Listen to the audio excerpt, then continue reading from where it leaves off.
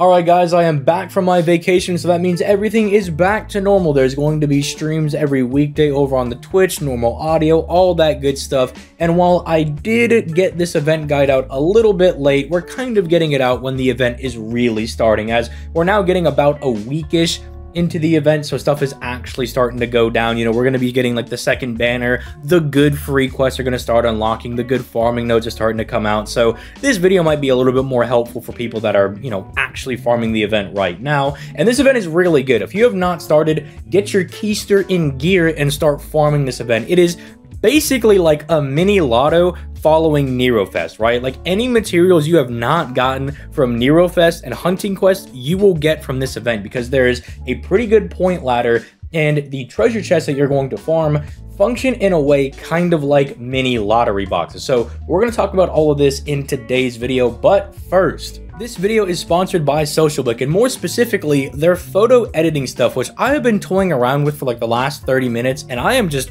having a lot of fun. So first and foremost, before someone gets upset, this is my friend Stellar's art. I asked for his permission to try out some of these different like coloring tools that they have, and this is an image that they drew a little bit ago, and I was like, can I use it for the coloring? And they're like, yeah, sure, go ahead. He had another art, but it was a little bit more scandalous. I don't think it's going to clear YouTube, but I really think this is very interesting. It's absolutely free if you click my link down in the description down below to try it out, and it does support the channel, and it's really fun to just mess around with things. If you draw something, which I've been getting back into doing, and you're just like, man, what would this look like if it was colored, and just to kind of get some ideas for things. It's really interesting to try out. They also have like background removers if you're trying to work on something for a thumbnail and you're like, oh, I don't need this background on here, or you're trying to just even remove a background of a picture of like yourself or something, right? It's just very, very interesting to mess around with. They have a text to image thing where you can kind of type in an idea and they will try to kind of like make something for you on that. And I think it's really, really sick. I had a lot of fun toying around with this, and so if you want to support the channel for absolutely free, click that link down in the description down below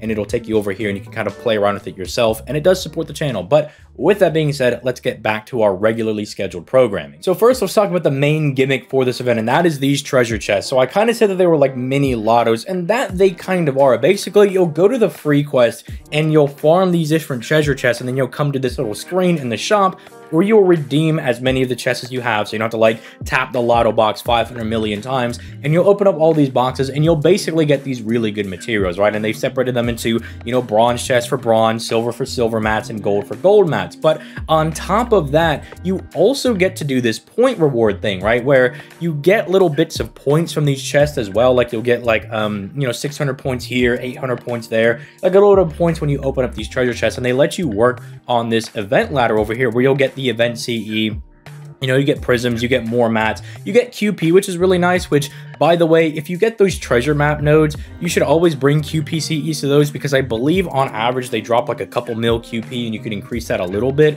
And so this event is also kind of nice if you already burned through all of your QP from Nerofest. You can kind of build that back up a little bit. I really kind of like how things have been structured the last about 2 months, because you had Nerofest, which was really good for mats and QP. The Hunting Quest were really good for mats and QP because of the kaleidoscope drops, and now we have this, which is really good for mats and QP. So it's just very, very nice over here on NA before we get into the slog of a Halloween. But that's going to be later. Let's not worry about that. Let's enjoy Summer 6 while we have it. So that's kind of the main thing for the event, is that you're going to be farming these treasure chests over here on top of everything else. And you don't really have to go out of your way to farm them. Like if there's a free quest that drops a map that you particularly need, that you've missed out on the last 3 events, you could go farm that, and you could get these in the background, which is really nice. It's just like getting bonus material for doing stuff that you were already doing. So I just really like what they went ahead and did with this one right here. So then we'll move over to some of the free quests over here, like the actual nodes that you're going to be farming. Now, I believe right now we're like around here-ish. I haven't actually logged into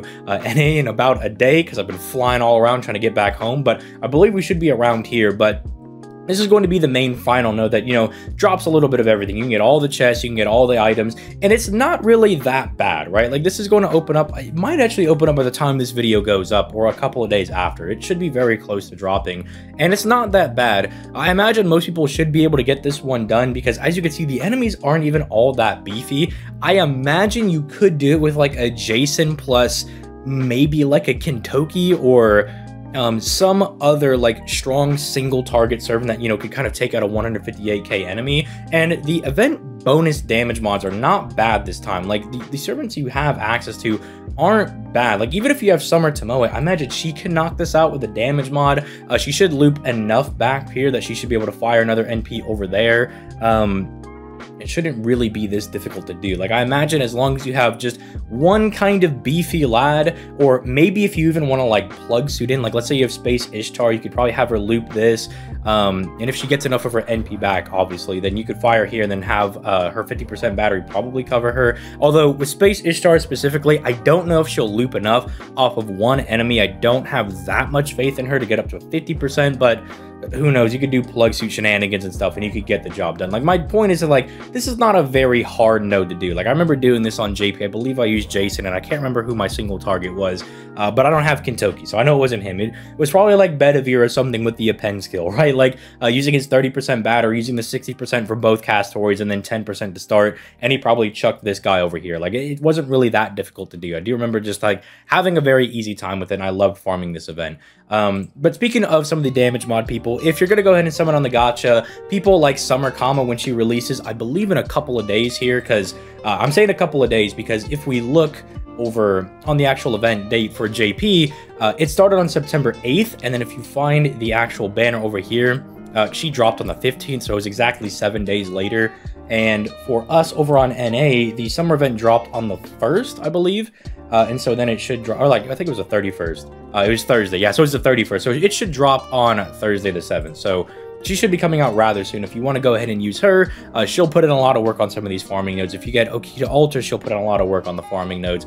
Other people that could do good would be like Tomoe. I imagine she'll do fairly nice if you don't have very many options. You could bust her out. If you have Summer Jean, she'll do really good. Like, all of these like farmers will just do you really well here. If you have Drake, I imagine she'll be a really nice option. If you don't have like a ton of different guys, using her just kind of type neutral because she gets the damage mod should be fun if you want to do buster farming. Just, you got a lot of options, right? Even people like Summer BB right now, who doesn't have her buff on NA where her damage isn't quite as good, at the very least, because of the damage mod, she should be able to get the job done. So a lot of these servants will serve you pretty well in this actual event over here. Well, let's pivot over to talk about some of the free stuff you can actually get from this event. Now, you get 2 event CEs from this event, and the first one had people losing their minds because, well, it's Van Gogh with thick thighs and a thick 3k HP CE over here. It's not particularly good, not particularly bad, but you're probably not going to use it all that often, just because even though big HP is really funny, you could slap this on, say, Ruler Aratoria to give her like 20 billion HP, right? Especially if you grail her to 120 or something. The attack buff goes a lot further than the HP buffs generally do. Now, I guess for Ruler Aratoria, you can make the argument that more HP because she's a ruler and is more tanky. Maybe that goes a little bit further, but you're starting to get into semantics at that point. But the actual effects aren't that bad. I mean, 5% NP every single turn could be good if you want to slap it on like a Merlin, for instance, who already gives himself 5% NP every single turn, so then he gets 10% every turn. That could be interesting, but at that point, you might as well just use like Macrocosmos because he's not really getting anything from the NP damage. And I mean, the critical attack resistance is nice. It does make him a little bit tankier, right? Like, he might not die to a wayward crit, but you're probably not going to use it very often. I don't know, you could slap this on some offensive servant that already gives themselves recurring NP to really maximize that buff they get, but really, the one that I think a lot of free-to-play players are going to get a benefit from is going to be this one over here, because this one is not bad. Not only is it an attack CE, which is really good, so if you do choose to max this one out, you will be getting a nice 2k attack buff, but it's 50% starting charge, an 8% arts buff, and a 15% NP damage buff, which I do really like, because the arts teams have a really good affinity of working for Oberon because of Black Grail, but this kind of gives you a sub option if you don't have Black Grail, but you still have, say, the double Castoria Oberon setup, because you can get a little bit more NP damage on your arts units to make Oberon's third skill just a little bit better. So I do like the CE. I do think it could help a couple people out, especially if you're a bit newer. I'm expecting a lot of new players to come in for this event because, well, Summer Kama, like, let's be honest, a lot of people are going to jump into the game because Summer Kama is ridiculously hot. I mean, let's be honest. But let's move over to some of the command codes. So the first one over here is going to be the Osaka Bihime one, which is not too bad. You know, you increase the party's critical attack damage by 15% for one turn, which is kind of nice, right? It's a neat little thing where, like, you can kind of set up a Brave Chain or something where, like, you can attack with this card and then, like, everybody else is also going to get a buff. So, like, if you want to do a Buster Chain with, like, your entire party, it can be kind of neat for that. I think this will get a little bit better on, say, quick servants once the quick buff actually drops. And if you don't know what I'm talking about, basically JP has a buff for their like chains and everything, how they work. Not only do they introduce the mighty chain, but they actually buff that quick cards, instead of just dropping 10 stars for their quick chains, they actually drop 20, right? So this makes them a little bit better. And on top of that, whenever you lead with a quick card, it actually increases all of the card's critical attack chances in that brave chain to go up by 20%. So if it was an 80%, it gets bumped up to 100%. So I think it'll be better once it actually drops, and you could put on like some quick servants and it'll get a little bit better. Then we have the mini border one over here, the little Da Vinci one.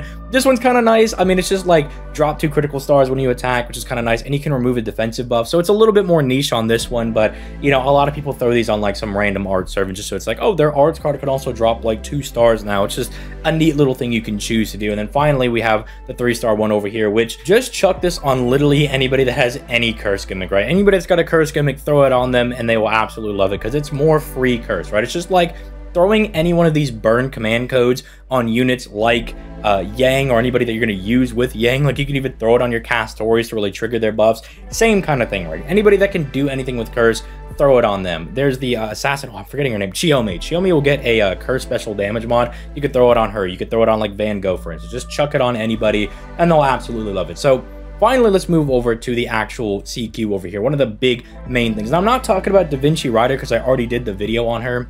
I'm not talking about the banners because I already did the video on Banner 1, and Banner 2's video should be coming out in the next couple of days when they actually drop over here on NA. So let's just start talking about the actual CQ over here, which I didn't actually do on JP. This was one of the ones that I specifically did not go out of my way to do, but I will let you know it is at least the Dinosaur Lady. So if you want to take advantage of her being Earth attribute, her being female, and having a bajillion traits over here that you could take advantage of, a lot of these are actually really good that you can hit, like Demonic, Dragon, very good. Humanoid is very good as well. You have a lot of things that you can actually hit over here, which are kind of nice.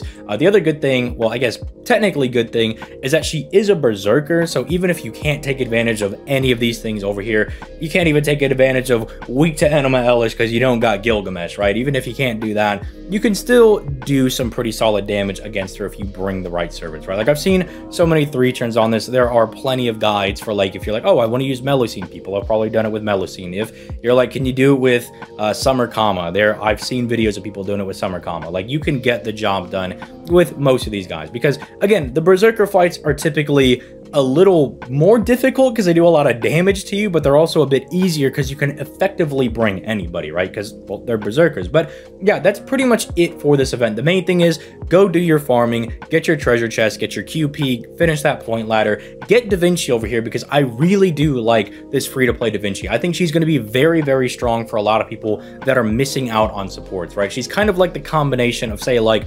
Asclepius and what's his name? Paracelsus. He was just escaping my mind for a little bit. She doesn't give like the NP gain, but she does still give like the Omni card buff, the battery, and the NP damage, as well as overcharging the NP. I think those are really good things for like a free-to-play Omni support. I think she's very, very strong for that, and she really comes in clutch for me personally on the tower events that JP will get, because once I've already used like Castoria, I've already used Merlin, I've already used Waver, I've already used Tamamo even. I've already expended all of my normal supports. Who's there to have my back? Da Vinci, because you can give me that little bit of 20%, you can give me that little bit of extra cards, so I can just blitz through these tower events, right? And if you needed to be a DPS, I guess she's solid enough, I suppose. You know, she's probably not the best free-to-play DPS to be using. You're probably going to use her more as a support. But anyway, that's pretty much it for the video. Leave a like if you enjoyed. Subscribe to the channel if you enjoy daily FGO content. I did miss a couple uploads while I was on vacation, but if you're keeping up with the community tab, there were a couple of things that cropped up